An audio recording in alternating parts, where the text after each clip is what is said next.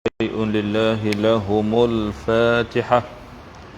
أعوذ بالله من الشيطان الرجيم. بسم الله الرحمن الرحيم. الحمد لله رب العالمين الرحمن الرحيم مالك يوم الدين. إياك نعبد وإياك نستعين. اهدنا الصراط المستقيم صراط الذين أنعمت عليهم غير المغضوب عليهم ولا الضالين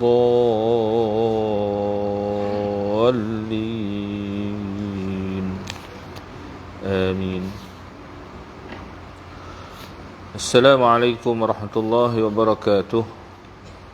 Alhamdulillah Rabbil Alamin. Wabihi nasta'in ala umur dunya wad din. Wabihi nastaghfiruh. Wabihi nastahdih. Assalatu wassalamu ala ashrafil anbiya'i wal mursalin Sayyidina wa habibina wa syafi'ina wa maulana Muhammad wa ala alihi wa ashabihi wa atba'ihi ila yaumiddin.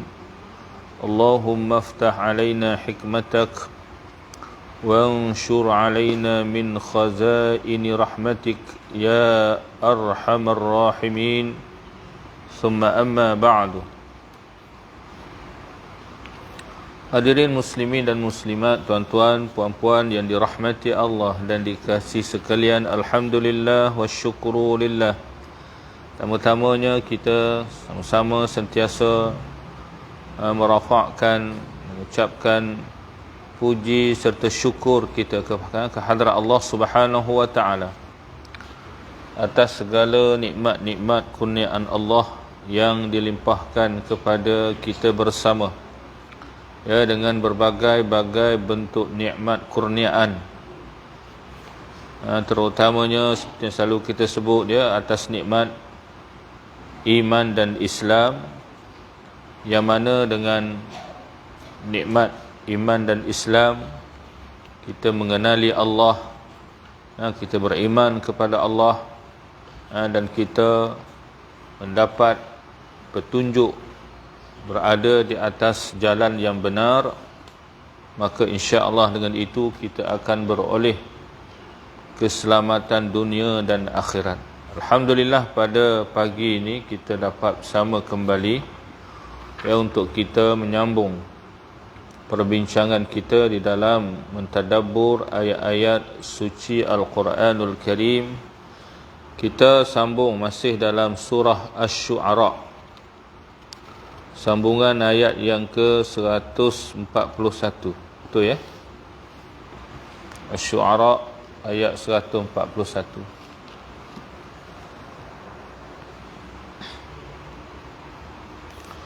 Qala Allah Ta'ala, A'udzu billahi minasy syaithanir rajim. Bismillahirrahmanirrahim. Kazzabat Samudul mursalin إذ قال لهم أخوهم صالح ألا تتقون إني لكم رسول أمين فاتقوا الله وأطيعون وما أسألكم عليه من أجر إن أجري إلا على رب العالمين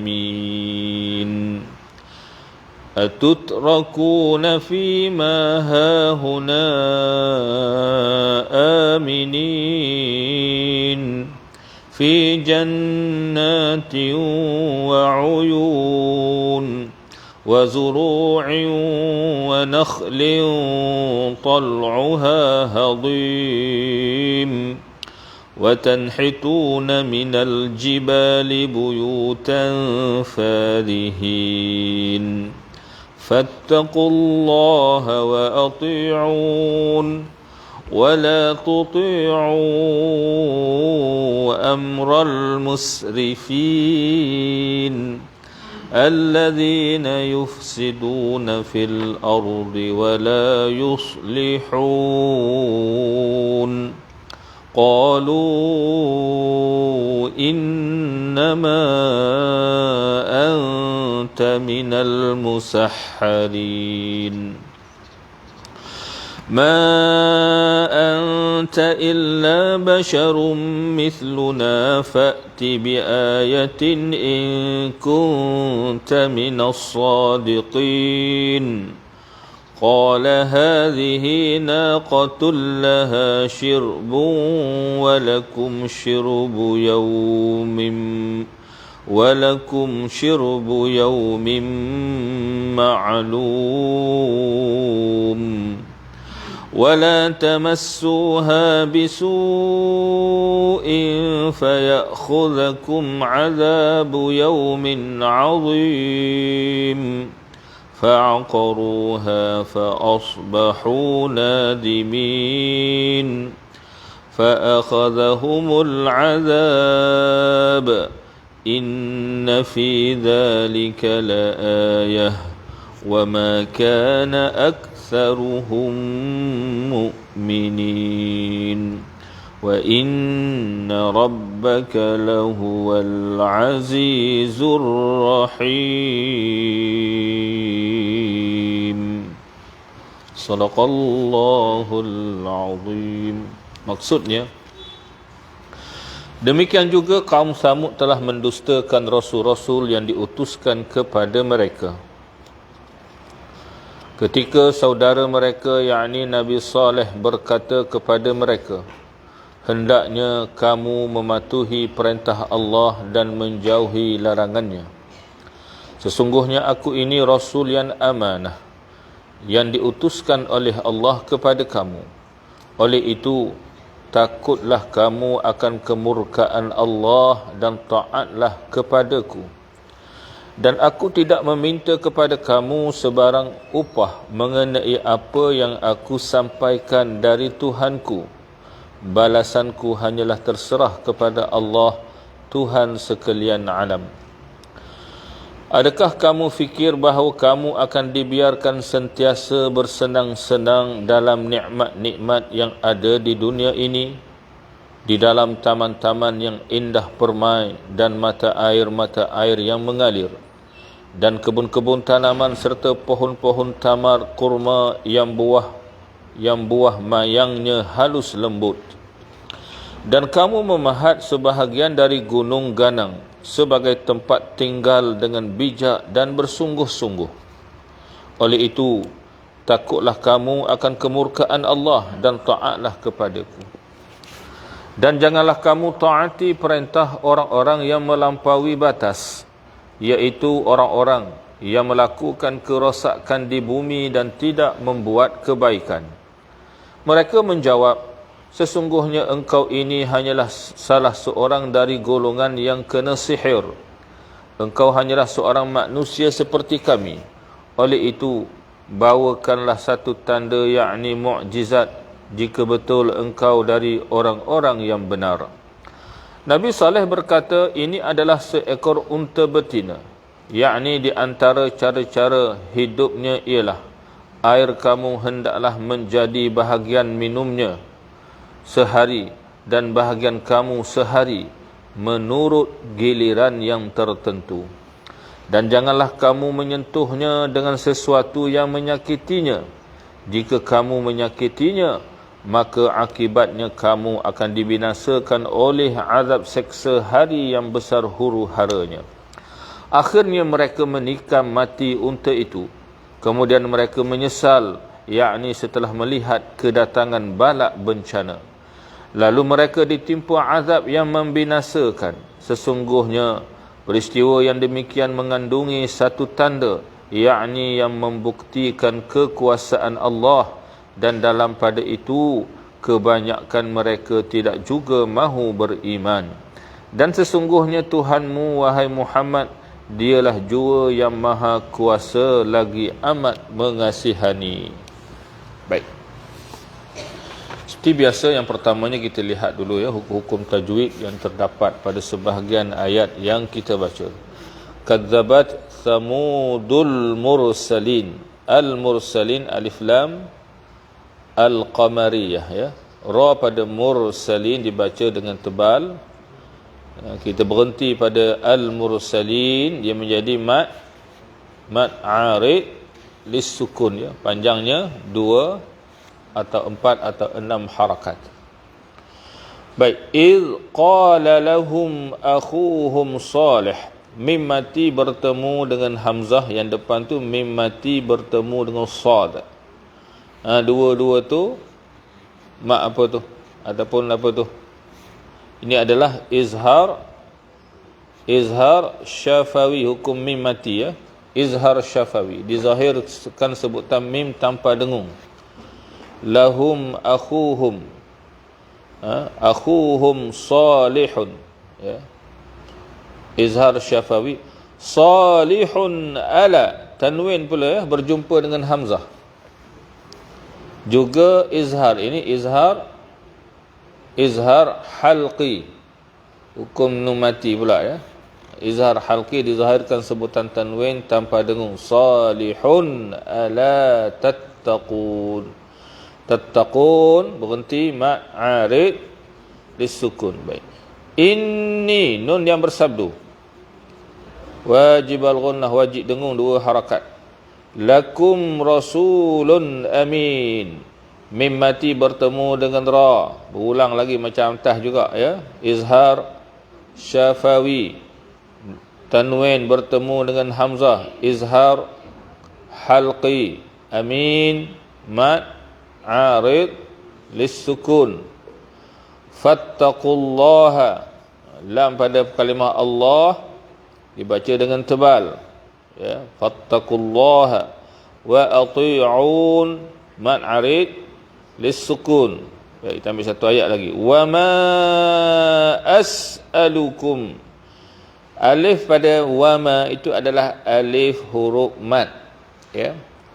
Mana kalau kita baca tu asalnya 2 harakat. Wa ma bertemu dengan hamzah dalam kalimah yang lain. Tengok ada tanda panjang tu tak? Ni mat apa ni? Mat jaiz munfasil ya. Kalau huruf mat berasing, berpisah daripada hamzah, itu mat jaiz. Kalau bersama dalam satu kalimah, itu mat wajib dah. Baik. Mat jaiz munfasil. Munfasil maknanya yang berpisah. Panjangnya 4 atau 5 harakat. As'alukum alaihi mimmati bertemu dengan ain, juga izhar syafawi. Min ajr, nun mati bertemu dengan hamzah, izhar halqi. Dia macam ayat-ayat atas sampai ke bawah tu, izhar syafawi, izhar halqi tak? Ajr, jim tu, jim yang mati. Ini adalah jim salah satu huruf qalqalah. Di sini qalqalah sughra. Baik, kita boleh pilih nak berhenti boleh, nak sambung pun boleh ya. Kalau kita berhenti tu, kita kena qalqalahkan jim dan kita kena mati di atas huruf ra. Min ajr, min ajr. Jim tu sikitlah qalqalah sughra, kemudian ra tu kena sebut. Kalau min ajr, itu ra hilang. Tak, min ajr bunyi ra itu ya. Tapi nak sambung, kalau kita sambung min ajrin in ajriya, tanwin bertemu dengan hamzah, dia menjadi izhar halqi. In ajriya, nun mati bertemu dengan hamzah, lagi sekali izhar halqi. Ajriya, jim tu berulang lagi, qalqalah sughra. Illa ala Rabbil alamin. Alif lam pada al-alamin, alif lam al-qamariyah, dan berhenti pada kalimah alamin, mad arid sukun. Wallahu alam. Setakat itu perbincangan tajwid. Kita lihat pula tafsiran ya, ayat-ayat yang kita baca pada pagi ini. Baik, ayat-ayat yang kita baca bermula ayat 141 hinggalah ayat 159. Ini adalah Allah Ta'ala sebut pula kisah Nabi Saleh yang diutuskan Allah kepada kaum Thamud. Ya. Kaum Thamud ini kalau kita lihat negeri mereka tinggal di sebuah wadi. Wadi yang mana kalau hari ini tempatnya adalah berada di negara Saudi. Dia dikenali dengan tempat tu Madain Saleh. Madain Saleh. Ataupun hari ini dia menjadi satu tempat lawatan. Dia dinamakan Al-Ula. Kita pernah tengok ada elan-elan tu Al-Ula. Al-Ula ni dia diiktiraf sebagai salah satu tapak warisan dunia di bawah UNESCO lah, di bawah PBB tu. Maknanya dia dipelihara, dijaga dan maknanya elok lah, dalam keadaan yang elok. Dan hari ini negara Saudi yang dulunya Saudi dia tak jaga tempat ni sebab ialah orang Saudi dulu dia agak pegang kuat dengan hadis-hadis Nabi. Maknanya kalau tempat ni, sebab ada hadis menceritakan Rasulullah sallallahu alaihi wasallam ketika mana melalui, sebab dia Madain Saleh ini adalah laluan perdagangan. Laluan orang daripada Madinah nak ke arah sana lah, ke arah ke atas lagi tu, dia akan melalui Madain Saleh ini. Itu jalan dia, jalan perdagangan, jalan kita kata kafilah. Orang yang lalu akan melalui tempat ini. Lalu Nabi SAW menyuruh sahabat-sahabat ni lalu ke tempat ni dengan kadar yang segera. Dan mereka berhenti. Di sini ada telaga. Dan Nabi hanya membenarkan para sahabat meminum air telaga yang pernah diminum oleh Nabi Saleh. Dan jangan minum air telaga yang lain. Kalau dalam pembacaan saya dia sebut, di kawasan ni dia ada 11 telaga semuanya. Maknanya kawasan yang subur, yang ada kita kata wadi, lembah yang mempunyai sumber air. Ya, baik. Jadi selepas minum tu, mereka pun Nabi memerintahkan para sahabat bersegera untuk bergerak daripada tempat itu, kerana tempat itu adalah tempat yang pernah dilaknat oleh Allah Subhanahu wa taala. Jadi cumanya bila di Saudi ni, bila dia dah mula diuruskan oleh anak Raja Saud lah. Anak Raja siapa? Raja sekarang King Faisal, anak Raja Faisal yang bernama King Muhammad itu, Raja Muhammad. Dialah yang memerintah tapi tak naik jadi raja lagi. Dan dia telah menghidupkan semula tempat ni. Dan dia menjadikan dia membuka seluas-luasnya peluang orang datang melawat dan seumpamanya. Dan bila begitu, ahli-ahli agama di Saudi ni pun diam, tak kata apa dah dulu. Kata haram lah, tak boleh lah, apalah semua sekali. Jadi mereka terpaksa diam sebab itu adalah kehendak pemerintah. Tu kita katalah kehendak pemerintah dia lah. Baik. Dan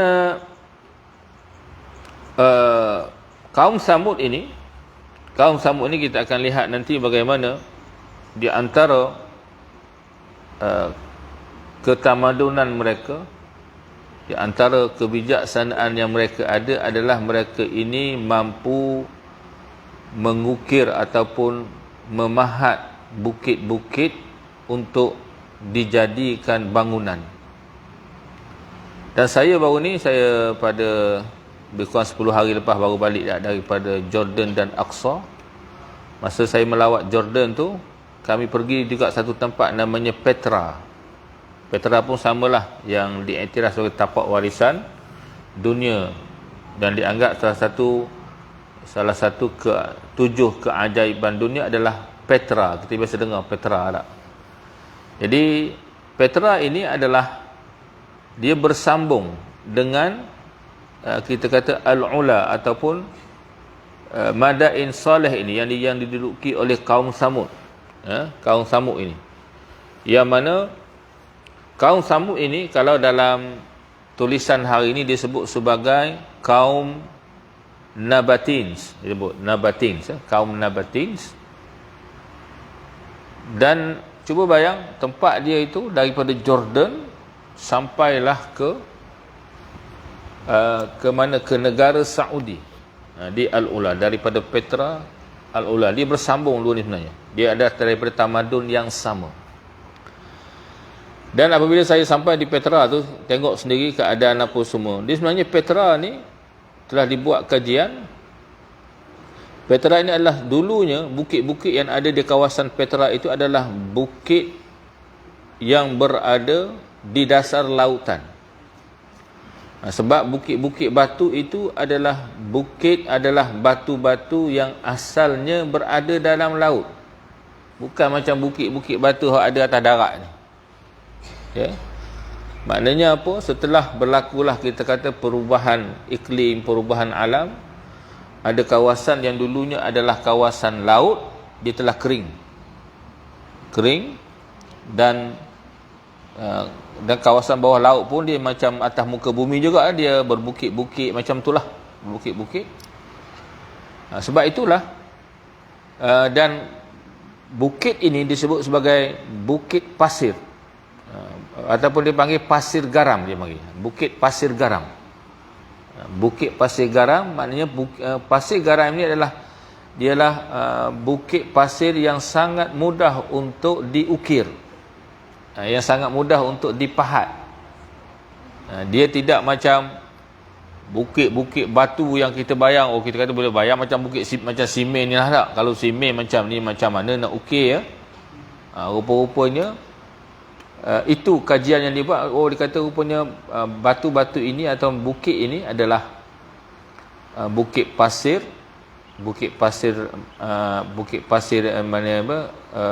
air garam yang dia mudah terhakis oleh air dan juga angin. Maksudnya kalau ada hujan, ada angin ribut, jadi bukit itu akan membentuk lagi lah berbagai bentuk. Dan itulah kemudian di Petra ni pula, dia untuk sampai ke tempat yang macam kita kata tempat yang utama lah, yang ukirannya cantik, yang bangunan kalau kita tengok dalam gambar tu ditunjuk Petra tu ada satu bukit yang diukir tu tinggi ya. Dia memang tinggi, lebih tinggi pada Shilin kita ni lagi. Maknanya tinggi dia buat seperti kita kata istana lah tingginya itu. Ada tiangnya, ada ruang dalamnya. Nak sampai di situ kita boleh lalui seperti ada dua lereng bukit. Maknanya lalu ada terowong, ada jalan antara dua bukit.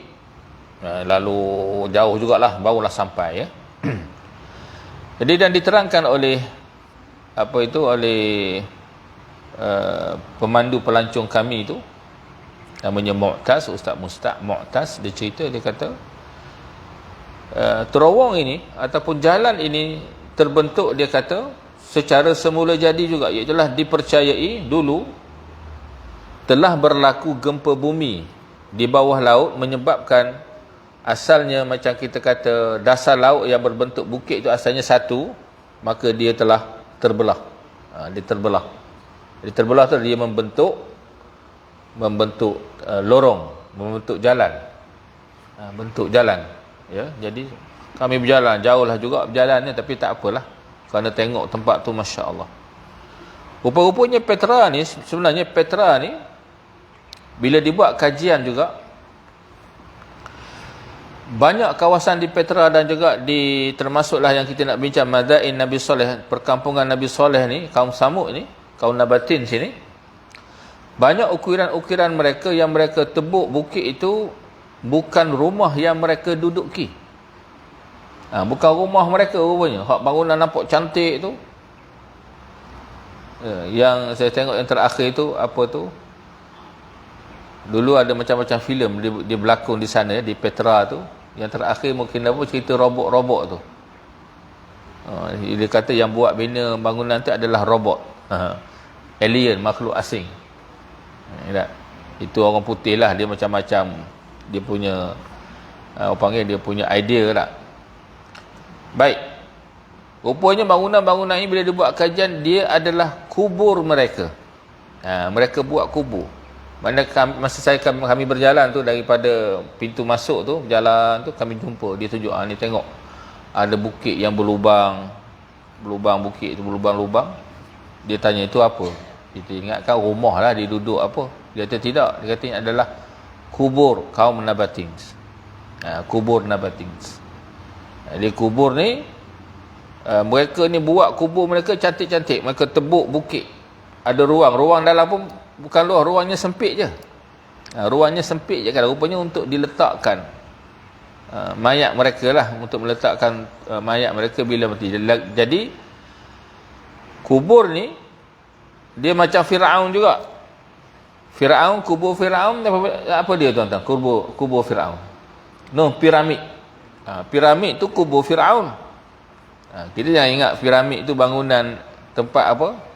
Bangunan apa? Persekutuan pula. Bangunan pejabat majlis daerah pula dia tahu. Piramid tu pejabat majlis daerah Firaun. Tidak, kubur Firaun. Ya, cuba bayang yang piramid yang besar sekali tu, gali-gali ada satu je. Ada satu je mayat Firaun. Mana raja dia nombor satu lah.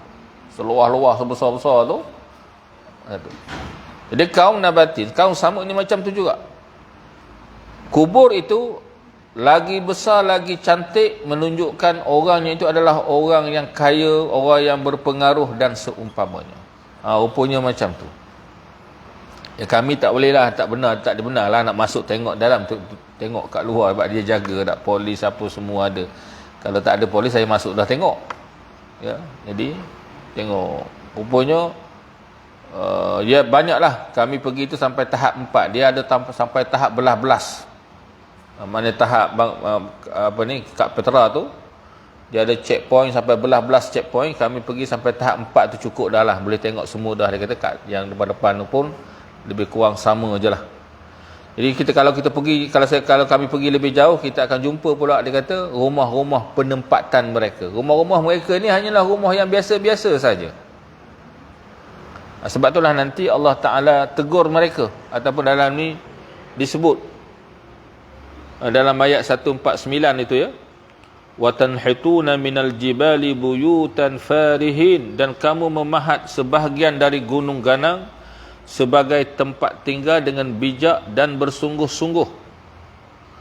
Jadi mereka ni pahat gunung ganang tu untuk buat tempat tinggal, dan pahat juga untuk buat kubur, dan juga ada juga mereka pahat bukit ni saja-saja pahat. Maknanya mereka buat kerja untuk memperindahkan tempat tinggal mereka tu. Mereka pahat bukit. Jadi perbuatan mereka itu adalah dianggap perbuatan yang sia-sia. Sebaiknya mereka menghabiskan masa, tenaga, usaha mereka untuk beribadah kepada Allah Subhanahu wa ta'ala. Itu yang diperintahkan, yang diseru Nabi Saleh kepada kaum dia. Jadi itu keadaan di Petra ya. Keadaan di Petra memanglah menakjubkan. Rupanya bukit itu adalah bukit di bawah dasar laut dahulunya. Dan memang ada salah seorang ahli rombongan kami tu, dia ni memang dia adalah engineer bahagian batu batan inilah. Dia engineer dan sempat sembang ni, dia kata betul Ustaz, dia kata ni, dia tunjuklah memang kita tengok di bukit tu dia macam berlapis-lapis batu dia. Ni dia kata adalah nama dia. Ini batu ni nama ni, yang kedua ni batu ni nama ni, yang ni batu ni nama ni. Dan ini memang di bawah dasar laut dia tak ada di daratan. Maknanya itu kajian yang dibuat. Dan ialah kalau kita lihat jarak antara Petra nak sampai ke Madain Saleh yang berada di Saudi itu memang jauh.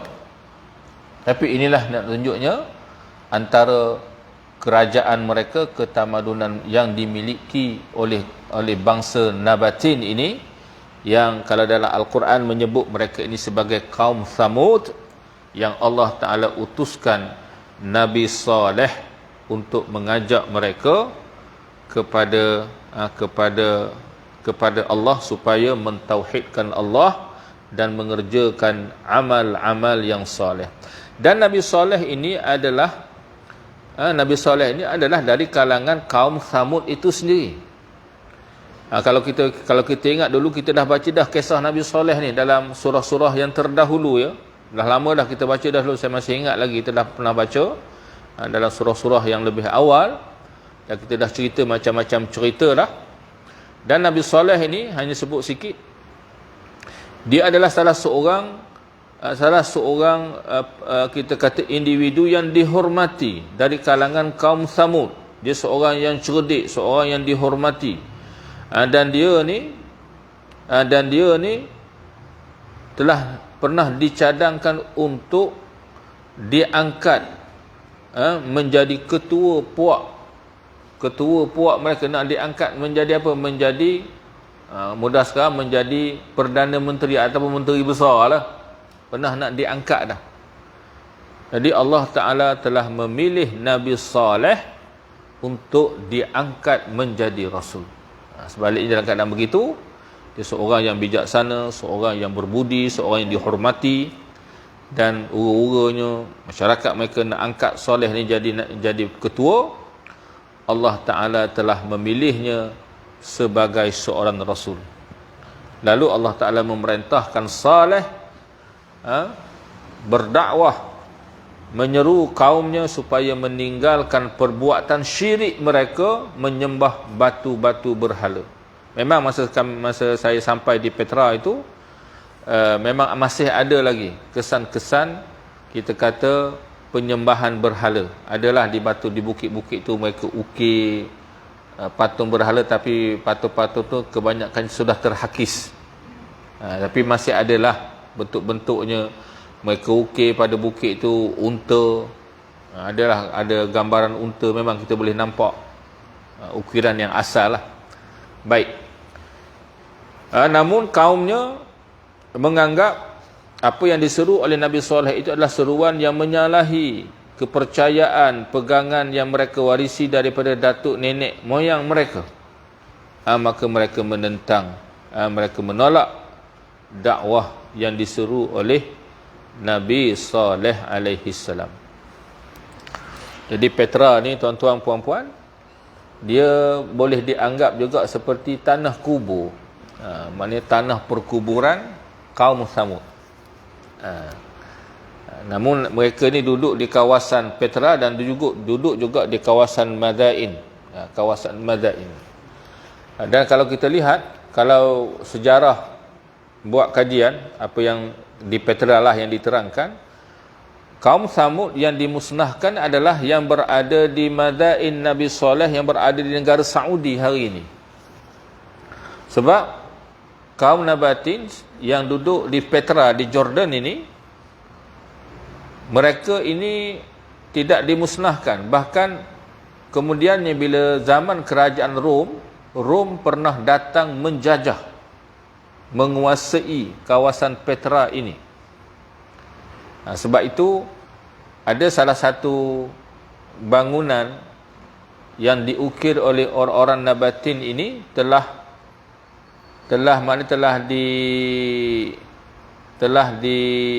ditambah ukirannya oleh orang-orang Rom. Sehingga ada sebahagian ukiran itu, kalau kita lihat, kita kata ini adalah ukiran orang-orang Rom. Ini kita dapat tengoklah patung-patung Rom, patung-patung Roman ya.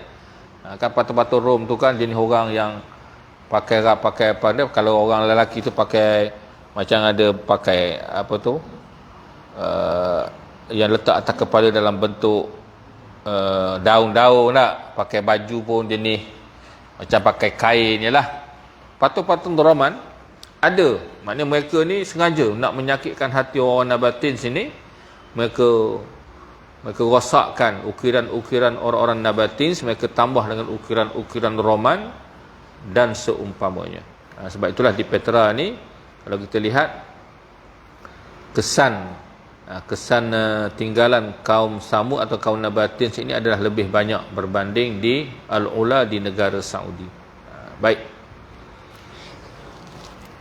Kita lihat balik ayat-ayat ni sebab ayat ini hanyalah menceritakan perkara yang sama, ada banyak persamaan dengan kisah yang disebutkan Allah, dan sebelum ini itulah kisah Nabi Hud dan kisah Nabi sebelum ni Nabi Hud dengan Nabi sebelumnya, ya.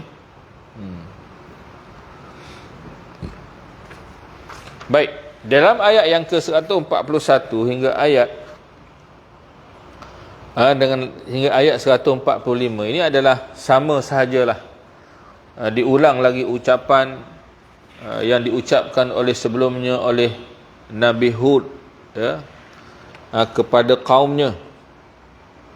Kalau kita ingat balik dalam ayat 123 dak, kadzabat adunil mursalin id qala lahum akhum Hud, mana kaum Ad diutuskan Hud.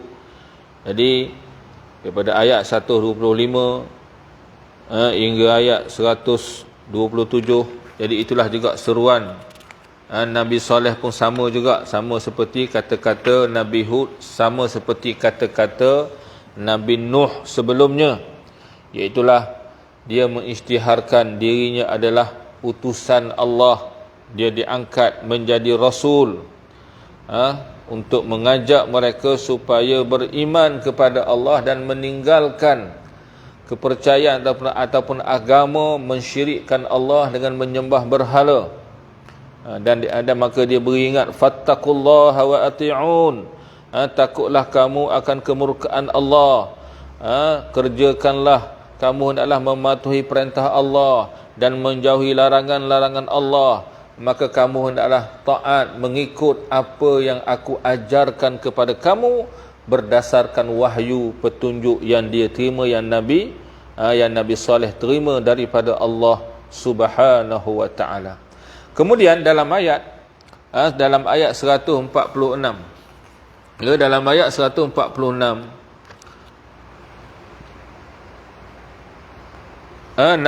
Nabi Saleh alaihi salam memberikan peringatan dan amaran kepada kaumnya. Maka baginda berkata kepada kaumnya yang pertamanya, atatrakuna fi ma hahuna aminin fi jannatin wa uyun wa zuru'in wa nakhlin tal'uha hadim.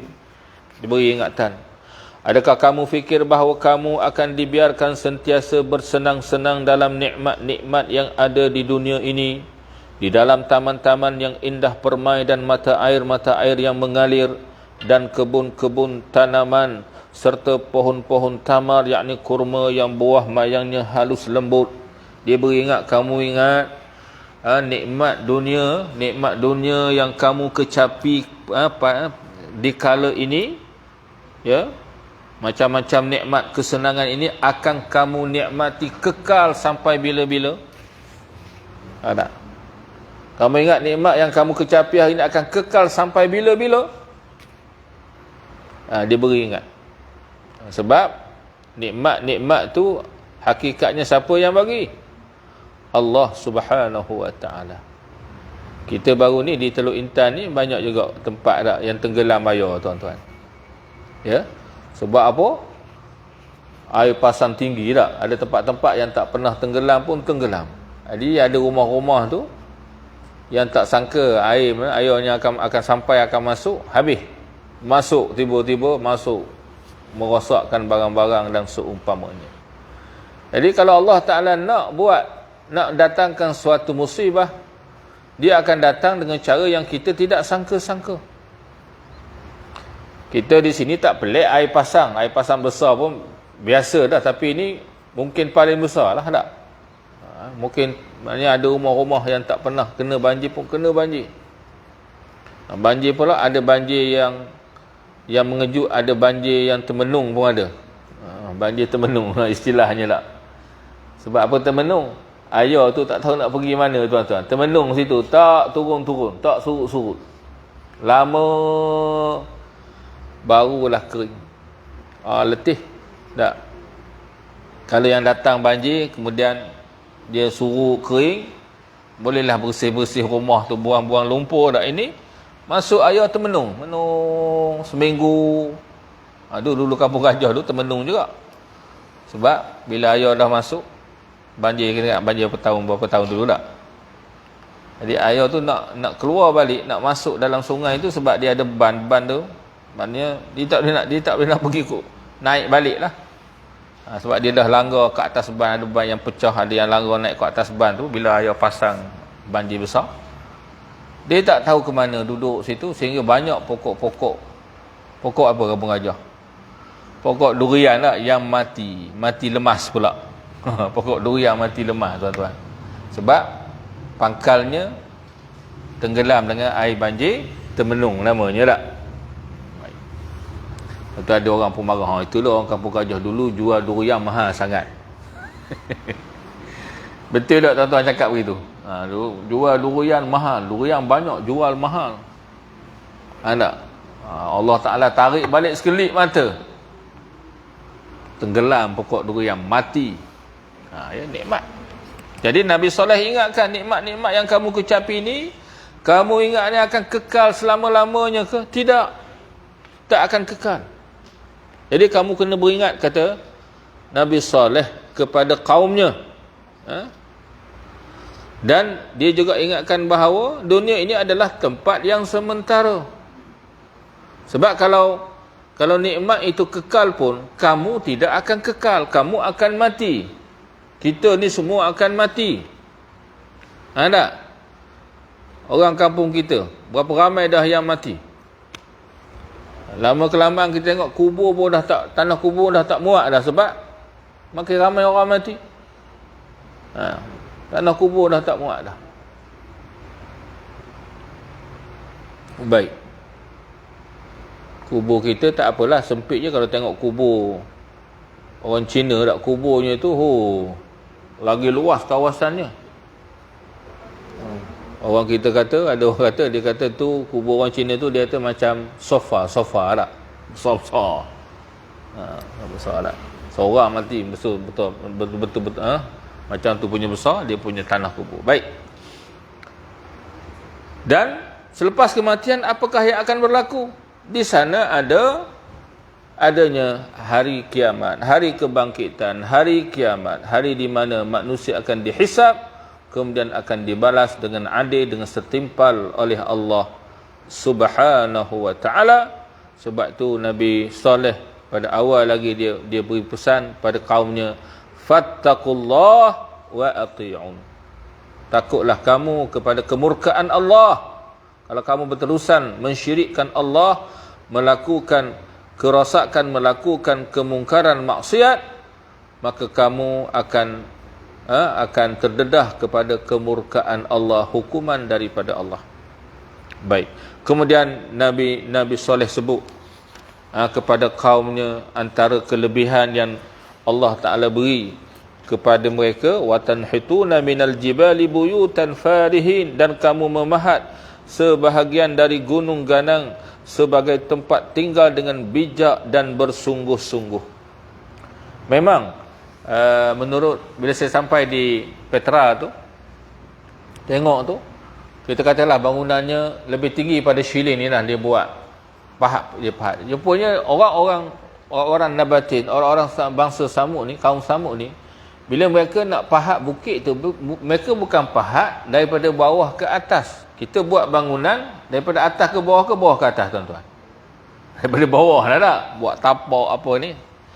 Mereka ni pahat bukit, mereka daripada atas. Mereka ukir tu, maknanya mereka turun daripada atas. Pahat sampailah ke bawah.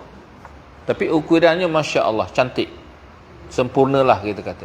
Ini kelebihan yang Allah Ta'ala beri kepada kaum Samud atau kaum Nabatin sini dari sudut kemampuan mereka, kebijaksanaan mereka untuk memahat, mengukir bukit-bukit. Bukit-bukit, kita kata bukit-bukit tadi untuk dijadikan, ada dipahat menjadi rumah, ada yang dijadikan tanah perkuburan, ataupun dijadikan perhiasan di dalam negeri tempat tinggal mereka. Jadi kamu kena ingat bahawa kelebihan itu pun adalah anugerah daripada Allah Subhanahu wa ta'ala. Dan antara yang saya sebut dah tadi, bagaimana Nabi Saleh juga dalam ayat 149 ini mengandungi teguran kepada mereka bahawa dengan kelebihan yang Allah Ta'ala beri kepada kamu itu, kamu juga mengukir, memahat bukit-bukit tadi, kamu memahat perkara-perkara yang tidak kamu gunakan, tak guna pun, hanyalah sebagai perhiasan, sebagai untuk kamu mengisi masa-masa kosong kamu. Kamu pahat, kamu ukir bukit-bukit itu. Sepatutnya masa-masa dan tenaga-tenaga itu sepatutnya kamu habiskan untuk beribadah kepada Allah. Apa yang kamu buat itu dianggap sebagai perbuatan yang sia-sia, yang tidak bermanfaat pun. Maka Nabi Saleh ingatkan sekali lagi, fattaqullaha wa ati'un. Oleh itu takutlah kamu akan kemurkaan Allah dan taatlah kepadaku. Wala tuti'u amral musrifin. Dan janganlah kamu taati perintah orang-orang yang melampaui batas. Diingatkan jangan kamu ikut perintah pemimpin-pemimpin kamu, orang-orang besar kamu yang mengajak kepada kesyirikan, kepada kekufuran, kepada menyalahi kebenaran. Ya. Itu yang dan di mana di tempat mereka itu, mereka ini memiliki mereka ada 9 orang Tok Sami lah mudahnya. Ar-Rah tu ni boleh sebut sebagai pendeta ataupun Tok Sami, kita panggil ketua agama mereka ni, ada 9 orang. Ini ada disebut dalam surah An-Naml. Wa kana fil madinati tis'atu rahtin, kata Allah. Dan di bandar mereka itu ada 9 ketua agama Tok Sami. Yufsiduna fil ardi, mereka melakukan kerosakan di muka bumi. Wala yuslihun, dan mereka tidak melakukan perkara kebaikan. Jadi mereka duk taat. Kata Nabi Saleh kata kepada mereka, wala tuti'u, jangan taat pada mereka ini kerana mereka mengajak kepada perkara yang salah, perkara syirik, perkara maksiat. Ya, kalau kita tengok di Petra itu, dia ada tunjuk bagaimana kepercayaan mereka itu. Contohnya ada tempat itu adalah tempat mereka menyembelih korban. Cumanya mereka tak pasti adakah yang dikorbankan itu adalah tempat sembelih itu dibuat, atau kemudian dia buat macam ada lorong, maknanya ada dibuat macam lorong daripada atas bukit itu turun ke bawah, dan dia akan mengalir pada darah itu akan mengalir pada pada berhala yang mereka sembah. Cuma dia beritahu tidak pasti adakah yang disembelih itu adakah binatang ataupun manusia. Tak, mereka tak tahu. Tidak dapat kepastian yang dikorbankan itu sama ada. Dan dia kata tidak mustahil yang disembelih itu adalah manusia. Dia adalah manusia. Jadi ini, dan dalam Quran pun tak disebut tentang perkara melampau batas yang dilakukan oleh kaum Samud ini. Alladzina yufsiduna fil ardi wa la yuslihun, iaitu orang-orang yang melakukan kerosakan di bumi dan tidak membuat kebaikan. Sama macam Allah Taala sebut dalam surah apa tadi?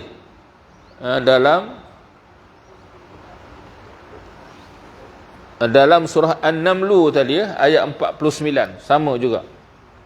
Alladzina yufsiduna fil ardi wa la yuslihun. Jadi sekaligus juga menjadi peringatan kepada kita, tuan-tuan dan puan-puan, kita ni dapat menilai dalam hidup kita hari ini mana satu perkara yang betul, mana satu perkara yang salah, mana yang baik, mana yang buruk, mana yang benar, mana yang salah. Kita tidak boleh ikut secara membuta tuli perkara-perkara yang sebegitu. Kalau kita tahu perkara itu salah, walaupun itu adalah arahan, kehendak orang-orang yang berkuasa, orang-orang yang berkedudukan, kita tidak boleh mematuhi, tak boleh ikut. Kita hendaklah menolak, menentang, menjauhi perkara-perkara tersebut, kerana itu adalah perkara yang salah dan dia boleh mengundang kemurkaan Allah dan hukuman Allah, kalau tidak di dunia, pasti akan dikenakan di hari akhirat kelak. Ya. Baik. Kemudian bila Nabi Saleh ni berdakwah kepada mereka, mengingatkan mereka, beri amaran kepada mereka dan juga menegur pemimpin-pemimpin mereka yang melakukan kerosakan, yang mengajak ke arah kebatilan, lalu mereka pun jawab kata-kata dakwah Nabi Saleh. Mereka kata apa? Qalu innama anta minal musahharin. Mereka menjawab, sesungguhnya engkau ini wahai Saleh hanyalah salah seorang dari golongan yang kena sihir. Dia kata, wahai Saleh, kamu ni otak kamu ni dah ada something wrong, dia kata tak. Kamu ni dah putus horat agaknya. Kamu ni dah rosak pemikiran kamu ni. Kamu ajak pada benda-benda yang asing bagi kami, yang kami ni tak pernah dengar pun, yang bertentangan dengan adab kebiasaan kami. Kami rasa kamu ni dah tak betul dah, Saleh. Dia tuduh Nabi. Sebelum tu, dia puji Nabi Saleh tak. Orang yang bagus, orang yang baik, orang yang maknanya yang cerdik, nak angkat jadi pemimpin. Tapi bila diajak pada perkara kebenaran, maka mereka menolak. Baik. Kemudian dalam ayat ini dipendekkan cerita lah. Dalam ayat 154 ni maknanya berlakulah, kita kata, perdebatan, perbincangan. Sudah ada pada waktu itu, sudah ada sebahagian daripada kaum Nabi Saleh ini yang beriman, yang percaya dan beriman dengan apa yang disampaikan oleh Nabi Saleh alaihi salam. Maka kaumnya yang masih kufur ingkar ini merasa tercabar. Rasa tercabar dan mereka ni mahu menghentikan usaha-usaha yang dilakukan oleh Nabi Saleh. Tapi ialah mereka pun tak boleh, mereka ni tak nak guna, kita kata, cara yang keras. Cara keras. Akhirnya apa yang berlaku? Mereka mencabar Nabi Saleh untuk apa dia? Untuk mengeluarkan seekor unta betina, dan unta betina pula ni warna merah, sedang bunting 10 bulan. Unta merah, warna merah, bunting 10 bulan. Bawa keluar daripada batu bukit yang ada tu. Ini yang disebut dalam ayat 154. Ma anta illa basharun mithluna fa'ti bi ayatin in kunta minas sadiqin. Engkau hanyalah seorang manusia seperti kami, oleh itu bawakanlah satu tanda, yakni mukjizat, jika betul engkau dari orang-orang yang benar. Yang mereka minta, hey Saleh, kalau kamu betul, bawa keluar pada batu yang besar ni seekor unta betina warna merah, bunting 10 bulan. Maka Nabi Saleh berdoa, bermohon kepada Allah. Lalu selepas itu, apa yang mereka minta itu benar-benar berlaku dengan takdir Allah. Tiba-tiba batu yang besar itu terbelah, keluar seekor unta warna merah, unta betina yang besar warna merah, bunting 10 bulan, seperti yang mereka minta. Bila berlaku begitu, diceritakan, kalau kita buka dalam kisah yang lebih panjang, diceritakan makin ramailah orang yang beriman, percaya dengan dakwah Nabi Saleh, sebab dia telah menunjukkan mukjizat, mukjizat yang datangnya merupakan bantuan daripada Allah Subhanahu wa taala. Lalu orang yang tak beriman ni, yang kufur, yang ingkar, yang kerah hati ni, makin-makinlah menuduh, Nabi Saleh ni rupanya seorang ahli sihir yang mahir, dia boleh bawa keluar ni. Tapi mereka melihat sendiri, unta itu bukan unta main-main, bukan unta patung ke apa, memang unta yang betul-betul hidup, original punya unta. Lalu Nabi Saleh menyatakan, oleh kerana ini adalah unta merupakan mukjizat, maka Nabi Saleh menyatakan antara perkara yang mereka ni perlu terima, qala hadhihi naqatun laha syirbun walakum syirbu yaumin ma'lum wala tamassuha bisu'in fayakhudhakum azabu yaumin azim. Nabi Saleh berkata, ini adalah seekor unta betina Di antara cara-cara hidupnya ialah, jadi bila kamu yang minta, Allah Ta'ala beri dah unta betina ni, dan antara perkara yang kamu kena terima ialah air kamu hendaklah menjadi bahagian minumnya sehari, dan bahagian kamu sehari menurut giliran yang tertentu. Jadi mereka ada telaga tempat minum tu, jadi mereka kena bergilir dengan unta ni. Hari ni unta minum, besok baru kamu boleh ambil untuk minum. Gitu. Oh, lagi sakit hati lah tuan-tuan. Tak? Lagilah sakit hati sebab unta ni hari ni dia minum, esok baru kita dapat. Contohlah, marah lagi marah. Lagi marah ni orang yang kufur ingkar ni lagi marah. Dan Nabi Soleh mengingatkan mereka, wala tamassuha bisu. Jangan kamu menyakiti unta ni, jangan kamu buat macam-macam kat unta ni, kamu pukul ke, kamu bunuh ke, sembelih ke, jangan. Sebab kalau kamu buat begitu, kamu akan dikenakan azab seksa. Akan datang azab daripada Allah atas perbuatan kamu itu. Tapi orang-orang yang kafir, yang ingkar ini, yang dah bersebati dengan kesyirikan, yang tidak mahu meninggalkan syirik dan maksiat mereka pun pakat-pakat sama mereka. Ada, kalau kita baca dalam riwayat, ada mereka ni pakat-pakat, ada 8 orang semuanya. Mereka tangkap unta ni, asalnya mereka panah unta ni, kemudian mereka tangkap, mereka sembelih. Mereka sembelih, mereka masak, mereka makan daging unta ni.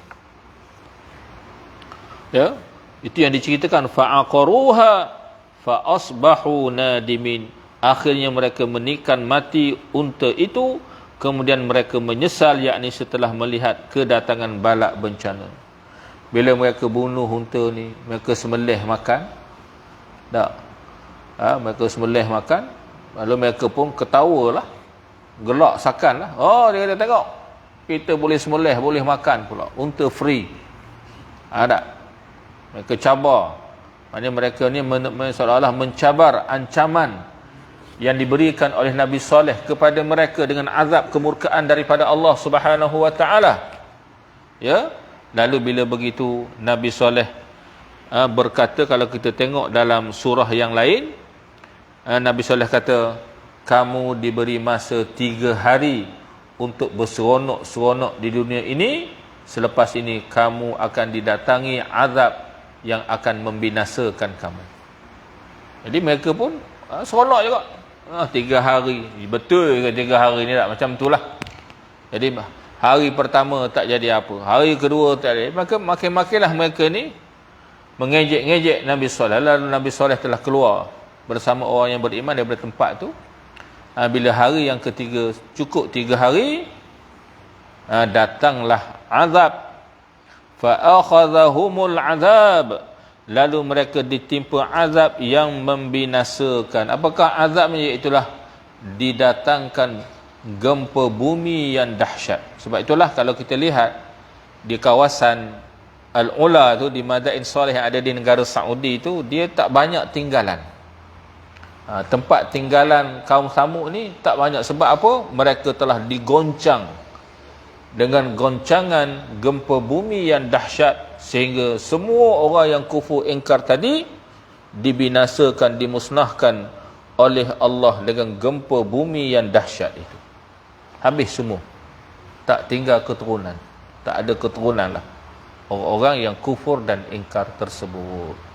Jadi kalau pergi Al-Ula tu, walaupun saya tak pernah sampai, tapi kita tengok dalam video apa tu, dan saya pernah sampai, saya dah baru ni sampai di Petra tu, maknanya lebih kurang sama sahaja. Jadi itulah yang tinggal tu, wallahu alam.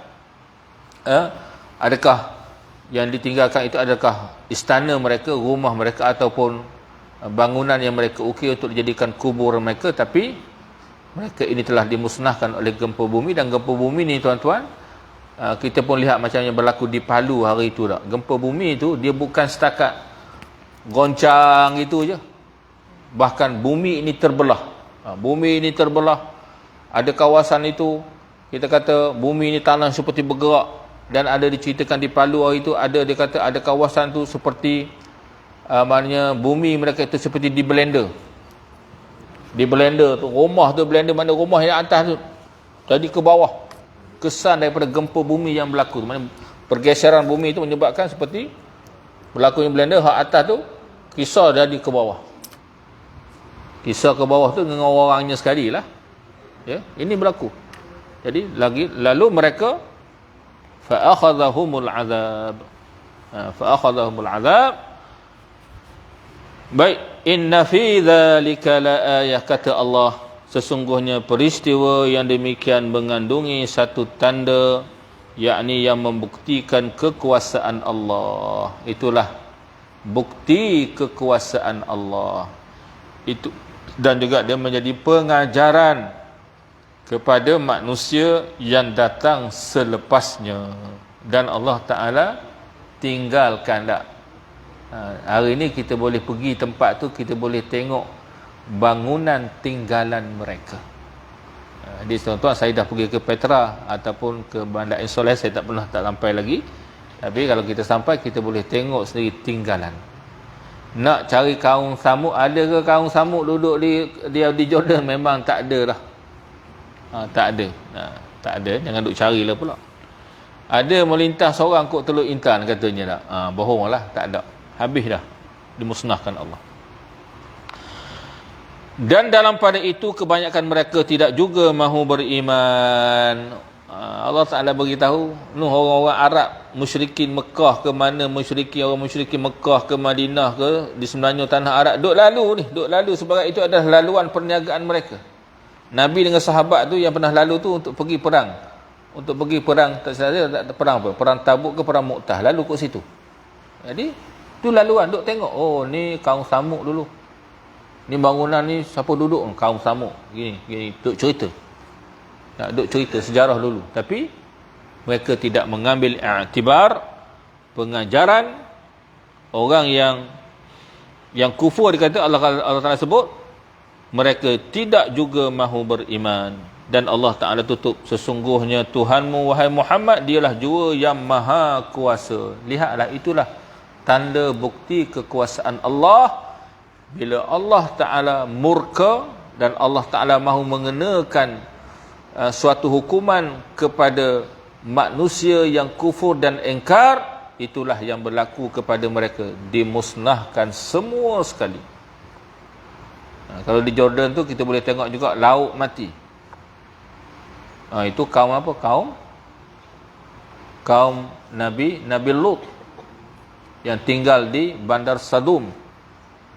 Kaum Nabi Lut yang juga dimusnahkan oleh Allah sehingga terbentuknya laut mati. Sebab apa?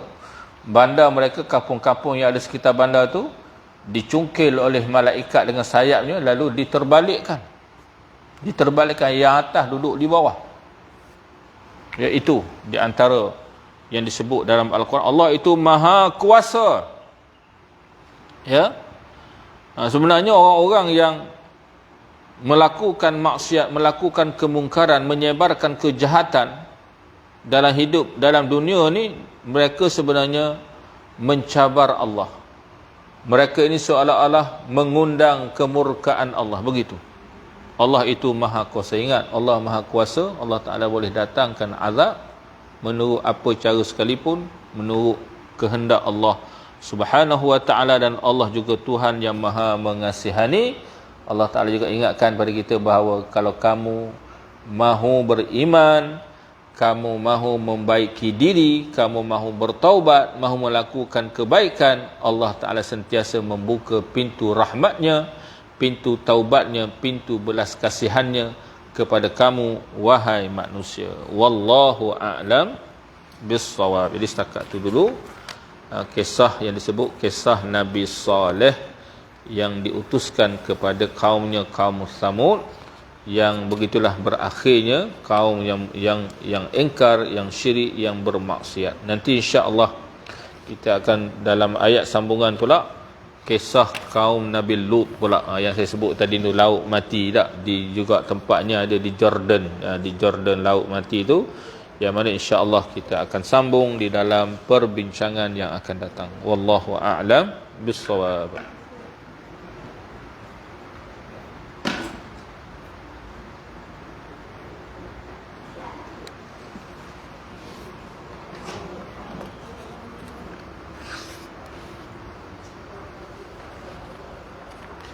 Ingat nak cerita tentang Masjid Al-Aqsa, nantilah minggu depan lah kita cerita. Dah sampai di Masjid Al-Aqsa tu banyak pengalaman-pengalaman baru yang rasanya boleh dikongsi lah. Cumanya tuan-tuan perempuan kalau ada rezeki, datanglah, pergilah ziarah ke masjid yang ketiga lah yang digalakkan oleh Nabi, itulah Masjid Al-Aqsa di Palestin. Ya, saya pergi itu alhamdulillah, tak ada apa-apa masalah lah.